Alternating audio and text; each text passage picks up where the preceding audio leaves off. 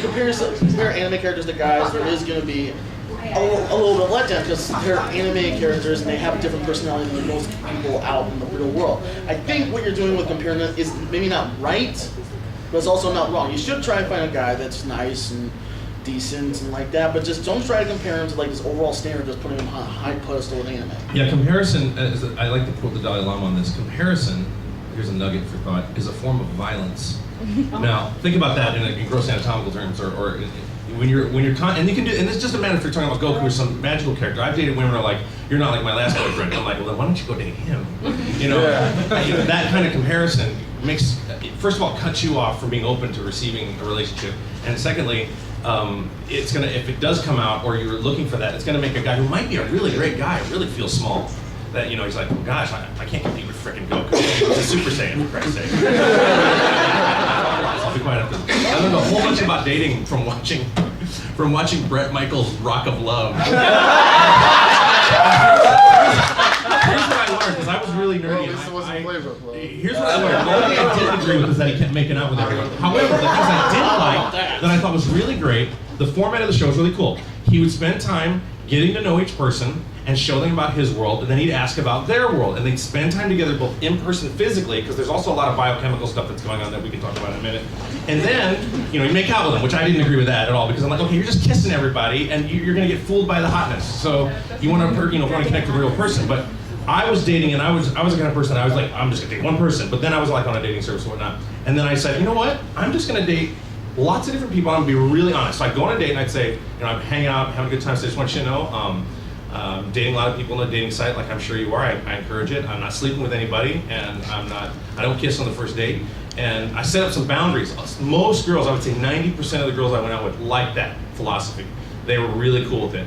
And I think we should, and after the day I say, well, I really enjoyed this, let's do it again. Or, I'm really not feeling it, so I think you're great, but, and just being really honest. In fact, I went on a date last weekend, and it was just like,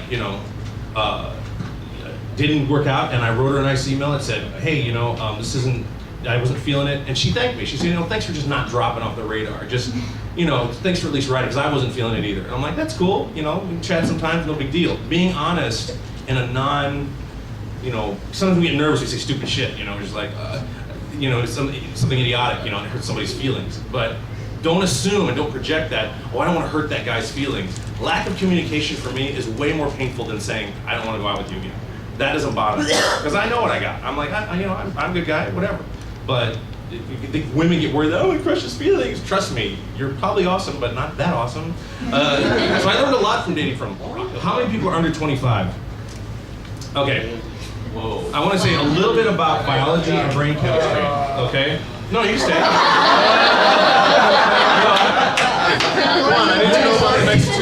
Here's something I think is really interesting. First of all, if you think you're in love, chances are you're not. You're just horny. And there's a lot of biochemistry that goes on with this. But the first thing I want to say is that the reason I picked the age of 25 is that your prefrontal cortex isn't done developing until right around age 25. And that's the part of your brain you make decisions with. So you're like, do you know they do brain scans of people in love? They're almost identical to drug addicts. Okay? It is an illusion. It's a total bullshit illusion. You think you're in love, you just want to have sex. And you're programmed to do that because your body's going, we need to procreate, we need to procreate, we need to procreate. So you're smelling hormones, you're smelling chemicals so that you drop your guard and procreate and carry on the human species. Your brain is thinking about one thing almost all the time. Eating so you can procreate later. Going to the bathroom so you can procreate later. It's all reproduce, reproduce, reproduce. We wouldn't have survived for millions of years if it hadn't been that way. So what I'm saying about the age 25 is I don't think anybody should get married before they're 30. I really don't. And I think that you should, have several partners before then to have some experience. Don't be a slut, but just, it's okay to have, several monogamous relationships where you're, having sex or whatever, and getting to know somebody and understanding that. So when you think you're in love, my high school sweetheart, I thought I was totally in love with her. I look back and I'm like, what the hell was I thinking, It's all an illusion, and it takes a while for that hormonal illusion to dissipate, so that's why you have to date a little while before you sleep together, and that's why you have to date, after you're sleeping together, you'll find that maybe after 18 months or so, you're not so interested. Well, that's because your brain's going, okay, it thinks maybe if you're not, it doesn't know if you're using protection or not, so it thinks, okay, impregnated this one, next one. Because your brain is trying to Evolutionarily, men are trying to procreate as much as possible, and women are trying to pick the best genetic selectors, and that's always informing us. And the thing about being an honorable man is looking at that and going, even though I know my body's telling me to do this, this is another human being. So I'm gonna say, yo, keep it down, homies. and let's get real with her and see who she really is.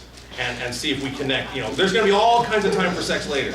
All kinds of rules about don't call this, and he's not into it. And I think Sex and the City is I don't like that show. I don't think it's a good example of how women should behave. I think they think it's women's liberation, and they're like, well, see, we can do it just like men, but men are disgusting, so why do you want to be that way? I mean, not globally disgusting, but men can be piggish about that because we're huge amounts of testosterone flowing through us, and if I injected any one of you women with testosterone, trust me, your whole brain, it's like, I was talking to, you can relate to this, men. Testosterone-wise, I was talking to a friend of mine, I was like, yeah, sometimes you think you just want to grab a bull and like, kill it, and half of you scared, but half of you's like really excited. I'm trying to tell it to girlfriends, I'm like, I don't understand, like if I inject you with a bunch of testosterone, you'll be like, by the way, testosterone influences your sex drive. Women with low testosterone have lower sex drives. So the testosterone hormone is a driving force for sexuality and connection and aggression. Yes. One of the characters in the show told everything that he was thinking at any given time without any type of filter. It's called radical honesty. I'd like to try to adopt that. I don't know about that. Well, obviously within reason, but... Oh, okay, because radical, you'd think like, wow, you look really great tonight. Gosh, your boobs are amazing. Hey, there's a zit on your face. Oh my God, I think I just hair crapped my pants. I mean, I totally have a boner right now. Oh my God, you don't say that. Let's go in the closet and I'll rip your dress off. Yeah, Hey, if a guy said that to me and I was dating him, I'd be like, let's go. Well, that's part of getting to know each other. And once you guys get to know each other, he knows he can do that, but you don't know each other. For the record, because he's going to want to do that very before you're comfortable dating. with a woman, do not say that. Yeah, unless you know her really well, know she's gonna be okay with it. Yeah, you say that the first date, I'm pretty sure it's either a lawsuit or arrest. Sometimes you're with somebody and you're not that interested in what they're interested in. Being an otaku, you're like, I like anime, I like anime, I like anime, I like anime. But what he does this kind of fake it till you make it thing, where he will ask questions. He might not be interested at first, and he'll ask enough questions. Like, say, for example, I'm talking about your Yu-Gi-Oh outfit. I don't know anything about Yu-Gi-Oh, right? I'm like, well, that's a really interesting outfit, and you're talking to me. So what's the show? And then he might go, how did you make that hair? He might find something that he's curious about, or how'd you do the costume? And then start asking questions, and all of a sudden he finds that he's genuinely interested. So at first you might be faking, just asking questions because it's a curious thing. And then afterwards he might go, well, that's really cool. I mean, do you spend a lot of time doing that? And next thing you know, he's connecting. And you're finding yourself interested if you weren't interested to begin with. And that's a great way. Sometimes you guys are clueless. Man, when I was in high school, I was so clueless because all I did was play the French horn all the time. All I did, I go home and I practice all the time. And I ended up becoming a professional hornist, and that was my thing. I know it sounds like I have my hand on the bell, and yeah, I get it. Really good with my lips, though. I know all the French horn jokes. I do have a secret weapon because of it, but I won't tell you about that. Save the mystery! I remember when I was in college, it was like 2 in the morning, your girl goes, hey, do you want to come over and help me with my photography project? I'm like, okay, sure. I was so much like Goku, it was like that. Okay, sure, awesome. So I go over there, and she is working on a photography project, and then I'm questioning why I'm over there at 2 in the morning, but I didn't think about that until maybe 10 years later. And so I'm like, okay, I'll help you out. And I helped, and then I left. Little shot. And I didn't. Bad dick. No, I'm kidding.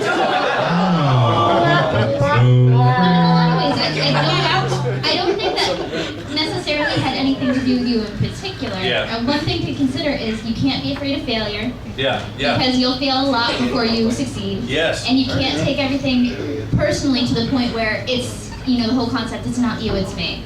It's Absolutely. From when I go on auditions, if I don't get the part, I never get bummed out. When I go on auditions, I'm like, I didn't get the part because I'm not right for the part.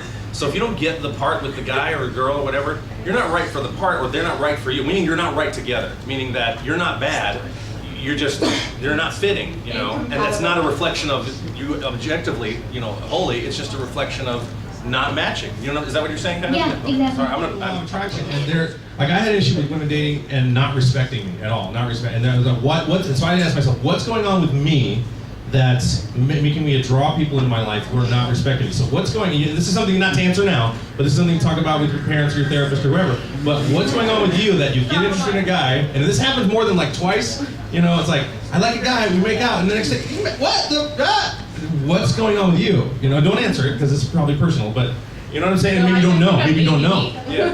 Well, maybe you don't know. It's something that's deep in our psyches. You know, there's a reason these things happen, and sometimes it has to do with what we draw into our lives. You know, and that's something to consider. You know, it happens. I was also thinking while I was also for some reason I was looking at the Mario outfit, and I was thinking, don't wear that on a first date. It's really awesome. But then I started thinking about other little anime things that people wear, titrating or.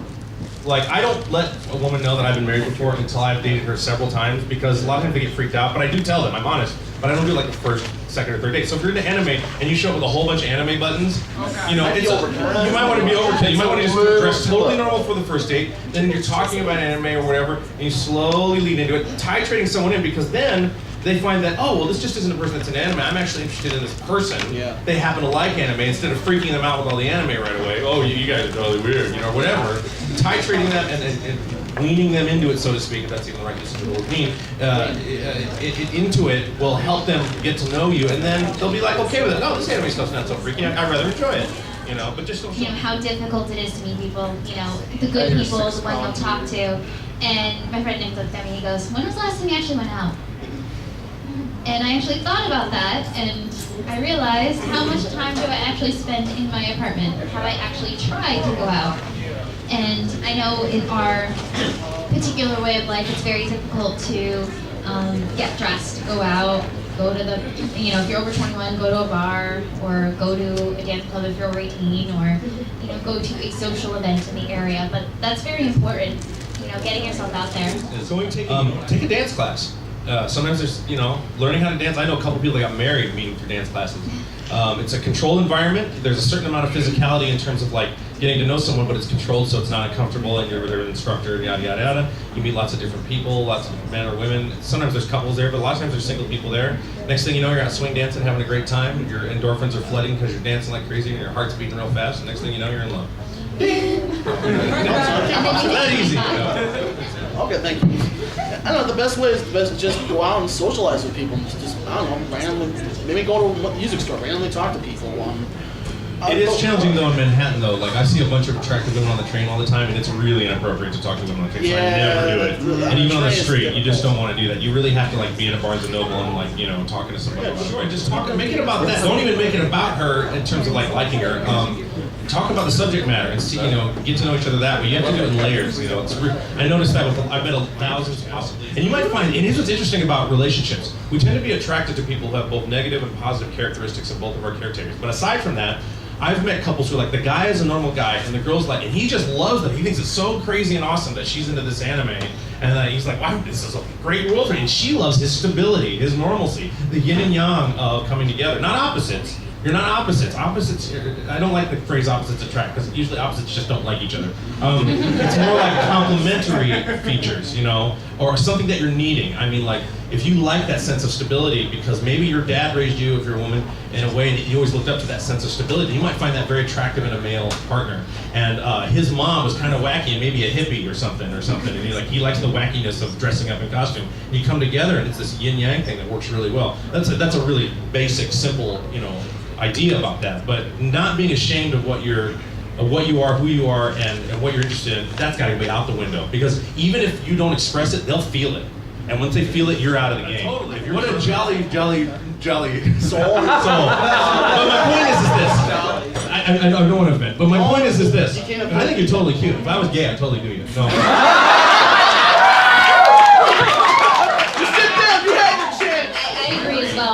The person I told you about, the one I met on Craigslist, the one I was dating for 6 years, he was anti-anime in every way, shape, or form.